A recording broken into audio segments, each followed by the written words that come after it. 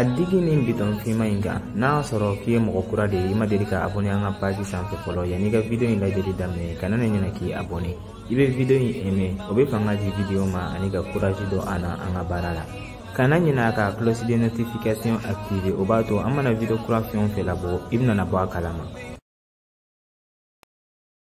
Mariam, sisan i komi kɔɲɔkow tɛmɛna a ka di n ye an ka baro kɛ an fila ni ɲɔgɔn cɛla kow la. An kan k'an yɛrɛ organiser ka kow dɔw sigi sen kan ka d'a kan an dɔnna ɲɛnamaya kura de kɔnɔna na. O la an tun b'a la ka balo cogoya min na kɔrɔlen an tɛna se ka continuer ka balo o cogoya kɔrɔlen in na. Il faut que falen dɔw de ka don kow la. A ko fɔlɔfɔlɔ i komi i yɛrɛ ye muso ye i ka kegun wa courage b'i la. A man di ne ye i ka to so dɔrɔn ko ka d'a kan i ye muso furulen de ye i kan ka dumuni de tobi ka di ne ma ani ka occuper ne ka kow dɔrɔn na. Ne bɛ fɛ de i k'i ka kalan daminɛ i y'a jɔ yɔrɔ min na yalasa i ka se ka avancer.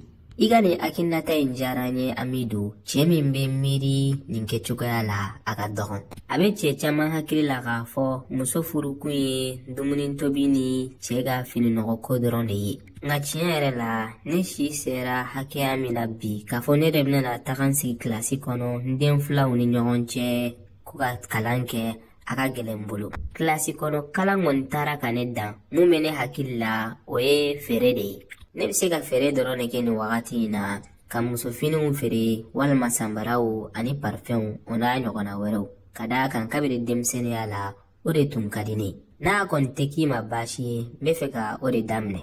N'o de kɛli ka di ye baasi foyi de to o la ne bolo ka d'a kan mɔgɔ kan ka baara de kɛ baara min kɛli ka di yɛrɛ nin ye. N'i ye baara kɛ baara min ka di i yɛrɛ nin ye i mana hali gɛlɛya de sɔrɔ a kɔnɔna na don n'a nataw la i tɛna na abandonner ka d'a kan a kɛli ka di ye. Nka n'i donna baara dɔ la mɔgɔw de kama tagalen ɲɛfɛ i mana gɛlɛya sɔrɔ a la dɔrɔn i b'a abandonner.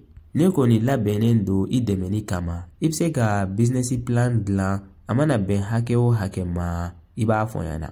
I ni ce kosɛbɛ Hamidu, i kelen ka i ka danaya d'an kan. N bɛna na ɲininkaliw kɛ ani ka formation fitinin kɛ feere kow kan. Ka d'a kan n tɛ fɛ ka i ka wari gaspiller n bɛ fɛ ko in ka ɲa n bolo de. Nin dɔrɔn de i ka kow diya ye i tɛ ko foyi de k'i kun fɛ yanni i ka don ko fɛn o fɛn na i b'a ɲɛɲini k'a ɲɛdɔn de fɔlɔ. Continue tan tɔ yanni i ka don ɲɛnamaya ko fɛn o fɛn na a ɲɛɲini k'a ɲɛdɔn de fɔlɔ o la hali ni perdi b'i sɔrɔ a perdi tɛ bonya. N bɛ mun fara o kan kalanko in kan'a bila pewu pewu hali n'i bɛ kalan kɛ distance de la nafaba de b'o la.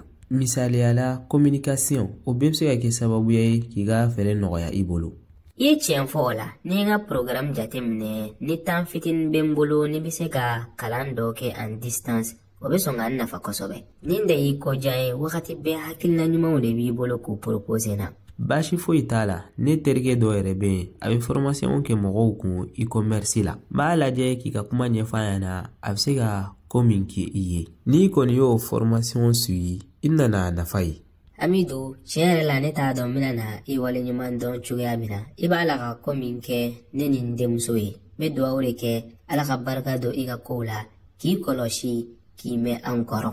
Amina, i ni ce kosɛbɛ i ka nin dugawu ninnu na. O tɛmɛnen kɔfɛ ne yɛrɛ tun bɛ fɛ an ka kuma an den ka ko la. N bɛ fɛ a ka avenir ɲuman de kɛ o hukumu kɔnɔna na n ye layidu ta a ye n ko n'a ye baki sɔrɔ a bɛ taga ka kalan kɛ Europe. Farajɛla u ka kalan avancelen don wa u ka diplômew lakodɔnnen don diɲɛ fan 14 bɛɛ lajɛlen na. N'a ye yen diplômew sɔrɔ da camanba de bɛna yɛlɛ a ye. Kuma tɛ ne da ne bɛna na mun fɔ tiɲɛ yɛrɛ la a ye sansi ba de sɔrɔ a kelen ka i sɔrɔ a ka ɲɛnamaya kɔnɔna na. Courage kɔni b'a la surtout i ye nin kuma min ɲɛfɔ a ɲɛna tantɔ a b'a la ka leçon ba de ta nin wagati laban in na. A ko k'ale bɛ fɛ ka e kun kɔrɔ ta de. A dɛmɛ cogoya bɛɛ lajɛlen na yalasa a k'a ka laɲini sɔrɔ. O tɛmɛnen kɔfɛ e tun b'a fɔ ko dumuni b'a la ka dilan ne ninnu bɛ dumuni kasa la dɛ. Awɔ dumuni mɔna ne kanubaga bi ne y'i ka plan préféré yɛrɛ de dilan. Mais i bɛ ni yɔrɔ dɔn an ka taga kabako danni dumuni in kan. Abdoulaye n y'a kanu an ka ɲɔgɔn ye bi ka d'a kan kuma nafaman dɔ de bɛ n bolo k'a fɔ i ɲɛna. Kabiri an ka o don voyage tɛmɛna wagati bɛɛ ne bɛ miiri a la wa ne b'i nɔfɛ n hakili sigila yɛrɛ de don. N ka jateminɛniw bɛɛ lajɛlen tɛmɛnen kɔfɛ ne ye décision ta. labɛnnen don ka furu i ma, labɛnnen don an ka ka avenir kɛ ɲɔgɔn fɛ. N'a y'a sɔrɔ toujours ni ka kow ka di ye. Aishatu, i t'a dɔn nin mo ye n touché ka se degré min ma. A mɛnna n bɛ makɔnɔni na, ne tun bɛ fɛ ka nin kuma in de mɛn n tulo kɔnɔna na, a ka bɔ i yɛrɛ da kɔnɔna de la. I ka kow ka di ne ye, wa ne fana labɛnnen don furu kama. Bi yɛrɛ ne bɛna taga kuma in ɲɛfɔ masaw ɲɛna yalasa u ka préparation daminɛ. O diyara n ye kosɛbɛ. O tɛmɛnen kɔfɛ n bɛ fɛ an ka baro kɛ ko nafaman dɔ kan yanni kow ka taga ɲɛfɛ. Ka d'a kan n bɛ fɛ ka n tile i ye n ka ɲɛnamaya kɔnɔna na de. N tɛ fɛ ka n ka ko foyi de dogo i la. Basi foyi t'a la, n b'a la k'i lamɛn. I ka kow bɛɛ lajɛlen ɲɛfɔ n ɲɛna Aishatu. O ye Moktar de ka ko ye. N ka ex kɔrɔlen min ni y'a kuma fɔ i ɲɛna n ka tun bɛ ɲɔgɔn kan Faransi. N k'a ye abandonné ka d'a kan a somɔgɔw ko k'u tɛ ne fɛ furu la. A bɛ Conakry nin wagati in na. O don na ne n'a balila ka ɲɔgɔn ye restaurant dɔ de la. A ye kuma ɲɔgɔnya de ɲini ne fɛ k'a bɛ fɛ k'a fɔ ne ɲɛna kow tɛmɛna ani ɲɔgɔn cɛ cogoya min na.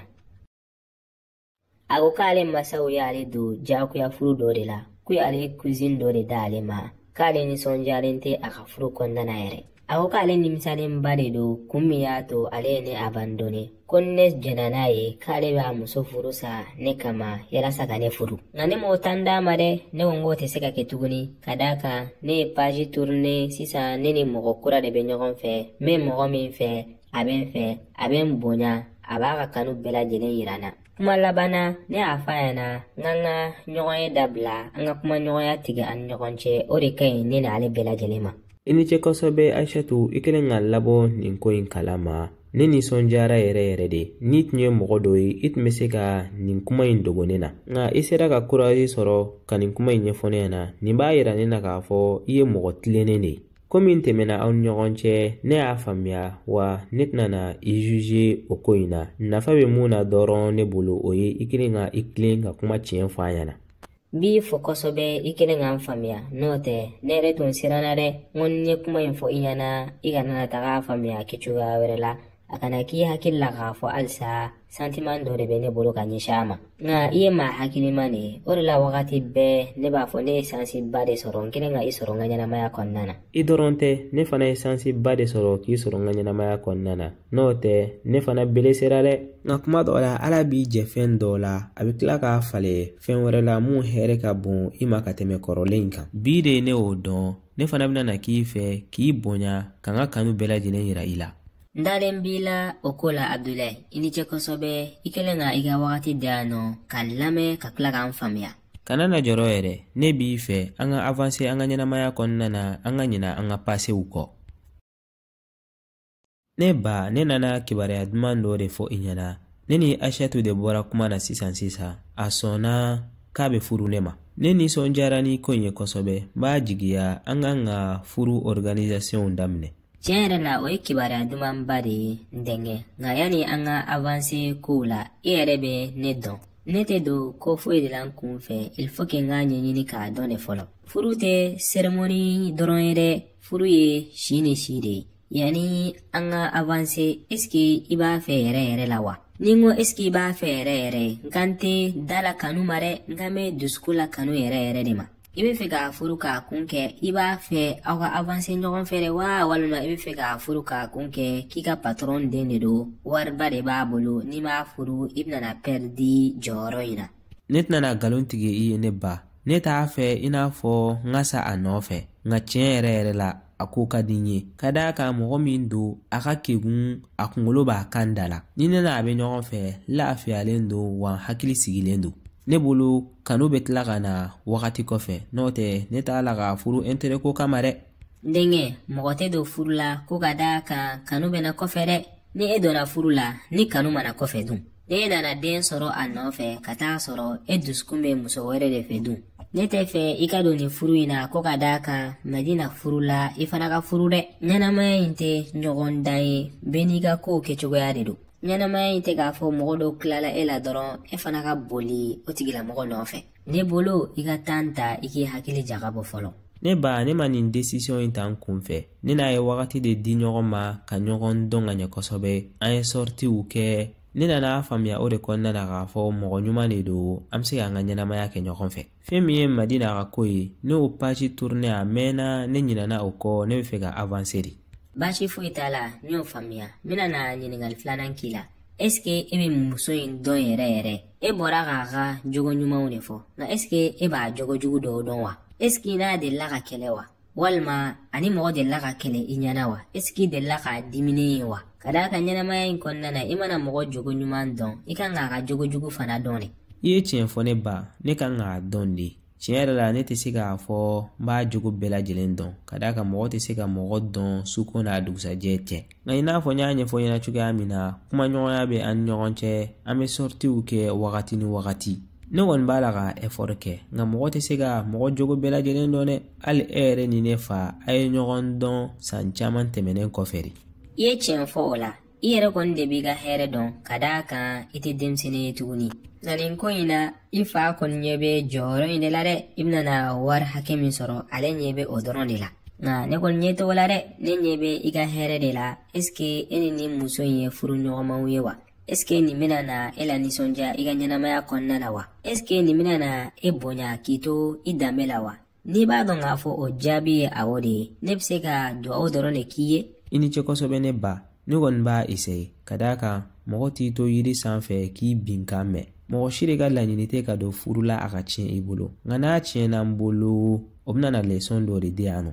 I ye tiɲɛ fɔ. N ka dugawu bɛɛ lajɛlen b'i ye n denkɛ. N bɛna na bɛɛ lajɛlen kibariya ni ko in ye. An bɛ labɛnw daminɛ kow kan ka kɛ cogoya min na. Yan'o cɛ ne kɔni bɛ continuer ka dugawu kɛ nin furu in ka kɛ furu sabatilen ye i ka lafiya ni hakilisigi sɔrɔ a kɔnɔna na. Aw y'aw abonné o dɔrɔn de bɛ se ka courage dɔ an ka baara la. A ka di e mɔgɔ min ye walasa ka se ka nin video tɔ sɔrɔ walima nin video in n'a ɲɔgɔnna wɛrɛw il suffit seulement i ka t'i abonné an ka pagew sanfɛ tel que YouTube walima Facebook walima TikTok walima WhatsApp. Video kura bɛ bila don o don à partir de 17h. Aw k'an bɛn sigira wɛrɛ la.